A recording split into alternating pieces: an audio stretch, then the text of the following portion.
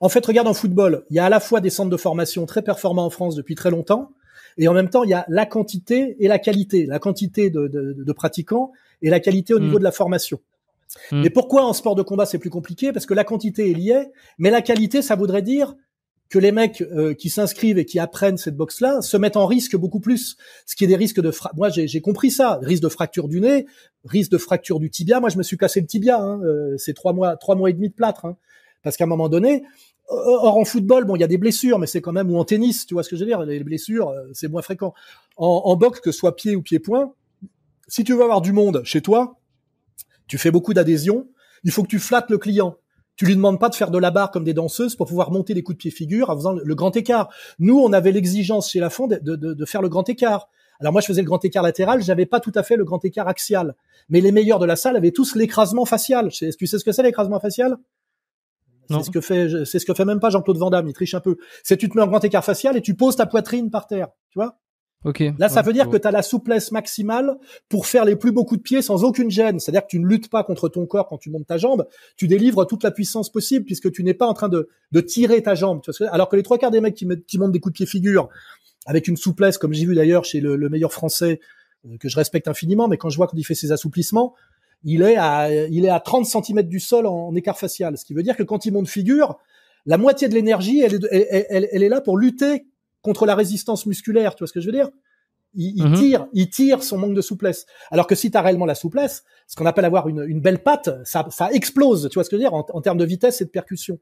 Et moi, ce que je vois aujourd'hui, c'est qu'il n'y a aucun travail de souplesse dans les salles de pied-point que j'ai fréquentées récemment, parce que ça demande d'abord une barre, comme en la danse, et de passer du temps à faire des étirements, ce qui est hyper douloureux, ça fait très mal, plus que de se prendre des low kicks de merde avec un PAO et des protections, et c'est chiant et douloureux. Mais c'est la condition pour délivrer des beaux coups de pied. Or, aujourd'hui, je te garantis qu'il n'y a pas de travail de souplesse. Quand je dis travail de souplesse, c'est grand écart, grand écart. Or, chez Lafond, tout le monde faisait le grand écart latéral et les meilleurs faisaient tous l'écrasement facial. Moi, je l'ai pas l'écrasement facial parce que il y a une souplesse intrinsèque tu vois, t'as une progression, mais il y a un palier, il y a une limite. Il y a une limite au-delà duquel tu peux pas, quoi. C'est tout. Et par contre, j'ai travaillé à mort à la barre. Aussi. Oui, on va dire. Mais j'ai travaillé à la barre pour obtenir la meilleure souplesse possible compte tenu de mon corps et de mon potentiel. Ce qui m'amenait à ça du facial et au latéral gauche et droit, tu vois. Et ça, on le travaillait à la barre, tu sais, avec des lancers de jambes, etc. Comme des danseuses. Alors évidemment, aujourd'hui, tu mets une barre et tu fais travailler les mecs des lancers de jambes et des trucs. Je pense que la semaine d'après, t'as peut-être la moitié des élèves qui se sont barrés parce que eux, ce qu'ils veulent, c'est faire du bruit dans un sac. C'est pour ça que je vais dans une salle de boxe, il y a 10 sacs. Je peux te garantir que chez Bretonnel, à l'époque où c'était la meilleure salle de professionnels de France, il y avait 2 sacs. 2 sacs. Tu vois ce que je veux dire? Aujourd'hui, les mecs, ils investissent, il y a des sacs partout parce qu'il faut que les mecs fassent du bruit dans des sacs. Tu vois ce que je veux dire? C'est en grande partie du business et de l'escroquerie.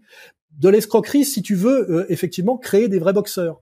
Et moi, je te dis qu'aujourd'hui, les 3/4 des mecs qui prétendent j'ai fait travailler des mecs, je leur disais, ton coup de pied vaut rien, ton fouetté médian ne vaut rien, tu le donnes avec les fesses, t'as le pied au-dessus du genou, ça fait 3 ans que je fais de la boxe, eh bien, ça fait 3 ans que tu fais de la merde. Et ton coup de pied, il vaut rien. Et en bagarre de rue, vaut mieux que tu fasses une bagarre de chiffonnier, plutôt que tu crois que tu peux te servir de la technique que t'as appris à la salle. Parce que t'as toutes les chances de perdre dans la bagarre. Parce que quand tu donnes des coups, faut que ça serve à quelque chose. Les mauvais coups de pied, t'es sur une jambe, la percussion y est pas, tu te bats dans une fête foraine avec un gitan, il te met une branlée, il a jamais fait de boxe, lui, Tu vois ce que je veux dire? Et en fait, la réalité aujourd'hui, c'est que 80% des gens qui sont inscrits dans des salles de pied-point et qui sont là des fois depuis des années, ne savent pas donner des coups de pied correctement en dehors de low kick sur un sac qui bouge pas ou un adversaire qui te tend le PAO, tu vois, ne savent pas bloquer un coup de poing et dès qu'ils prennent un coup de poing dans le nez, ils arrêtent. J'ai vu des mecs, moi, je leur ai passé soit un direct dans le pif, soit un high kick qui monte trop vite pour eux, ils le prennent un peu dans la gueule. Ils arrêtent l'entraînement. Ce qui est scandaleux, tu vois. Ils arrêtent, ils s'en vont. Sans même te parler, tu vois. D'autres, ils vont devant la glace pour voir s'ils ont une marque. J'ai vu tout ça, je l'ai vécu, tu vois. À plus de 60 ans. Tout ça, c'est de la merde, voilà. Je te dis, moi, si j'avais une deuxième vie, j'ouvrirais une salle de pied-point et je formerais des techniciens. Et je ferai, je pense, des stages pour des mecs qui sont déjà les mecs qui ont le cardio et qui ont le cœur, c'est-à-dire la volonté et le cardio, et je les ferai se perfectionner. Et je te garantis que chaque fois que j'ai pris des mecs en un contre un pour leur montrer des trucs sur la qualité des appuis, les blocages, les remises, etc., les mecs étaient contents et voulaient que je revienne, tu vois, ils me donnaient rendez-vous pour la semaine d'après. Et mes emmerdes sont toujours venues des mecs de la salle. Tu sais, des mecs qui disent, ouais, tu te fais remarquer, t'es pas là pour ça. Enfin, tu vois, on me demandait d'être discret, tu vois. Ce qui est triste, parce qu'en fait, je faisais progresser des mecs qui étaient demandeurs, que ce soit en anglaise ou en pied-point. Et d'ailleurs, aujourd'hui, je te le dis, j'organise de temps en temps un séminaire dans une salle qu'on loue. Il y a 30 mecs qui viennent et je leur fais du perfectionnement. Et c'est tous des mecs qui, parfois un mec qui me dit, j'ai 12 ans le mec, je lui dis, c'est dommage, t'as les bras écartés, t'as des tas de défauts. Le mec, je découvre qu'il a 12 ans de salle. 12 ans. Et qu'en plus, bon, il a une certaine frappe, il a un très bon cardio, mais tous ses gestes sont des gestes à moitié pourris, tu vois. J'ai découvert un mec, là, il a plutôt plus de 50 balais. J'ai des vidéos en plus, je te les montrerai en privé si tu veux. Je lui ai montré, alors qu'il a 25 ans de boxe, comment enfin donner correctement un fouetté figure qui percute, tu vois, en montant le genou avant le pied, en faisant passer le talon au dernier moment, en engageant la hanche, tu vois, avec une accélération. Et je lui dis, et le mec, il était tout content parce que d'un seul coup, il donne des figures rapides et qui claquent. Et ça, le mec, il a 25 ans de boxe, bah, il a mal appris et il a répété un mauvais geste toute sa vie. C'est triste, voilà, c'est ça. Et ça, je te dis, c'est sur pellicule, hein, parce qu'on filme les trucs, tu vois. Et voilà, je te dis, je m'en fous, je vis très bien autrement, etc. Mais ça me fait un peu de peine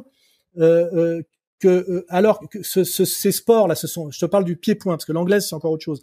Le pied-point c'est massifié, mais au détriment de la qualité, parce qu'en fait il y a pour des raisons commerciales un mensonge des propriétaires de salles qui ne veulent pas te blesser et qui veulent que les mecs s'amusent et qui favorisent la mythomanie, c'est-à-dire qu'ils se prennent pour des combattants parce qu'ils font du bruit dans des sacs. Tu vois ce que je veux dire? Mais qui veulent pas de fracture du nez, ils veulent pas de KO, etc. Or, je te garantis que quand moi j'ai fait de l'anglaise chez Bretonnel avec de la mise de gants, tu repars, des fois tu manges de la soupe avec une paille pendant 10 jours parce que quand tu te prends un crochet à la mâchoire, tu peux plus serrer les dents. Il y a de la fracture du nez, tu vois. Il y a du nez qui part. Il y a des oreilles qui gonflent. T'en prends un peu plein la gueule, tu vois. Et à un moment donné, c'est à toi de savoir si tu t'en vas ou si tu reviens. Mais dans les salles d'anglaise, pourquoi ça marche? Parce que en fait, ce qu'ils veulent, c'est des champions quand même. Parce que le but, c'est d'arriver à avoir des professionnels avec, à un moment donné, de l'argent.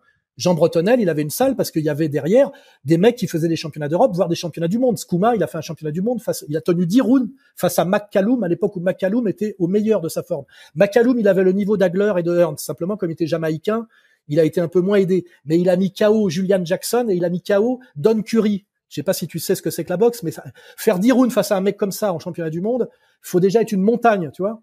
Voilà. Et ça, c'est des mecs qui ont été formés chez Bretonnel. Et donc, Bretonnel, il laissait venir tout le monde au départ. Et très vite, la sélection se faisait par le fait que les mecs qui prennent un KO, ils s'en vont, ils se font casser le nez, ils s'en vont, ils prennent une branlée, ils s'en vont. Et au bout d'un moment, il ne reste que des mecs, soit qui sont en boxe loisir. Et là, on dit, bon, bah, c'est de la boxe loisir. Soit ils passent entraînement avec les amateurs et les pros. Et le but, c'est de détecter des champions pour à la fin que ça fasse du pognon. Alors que dans une salle aujourd'hui moderne de pied-point, c'est exactement l'inverse. Tu fais du pognon en ayant le maximum d'inscrits. Et d'ailleurs, le mec qui m'a viré, il m'a dit, Alain, j'ai 800 inscrits dans la salle. J'ai dit, ouais, sur 800 inscrits, tu as 750 tocards, tu vois. Voilà.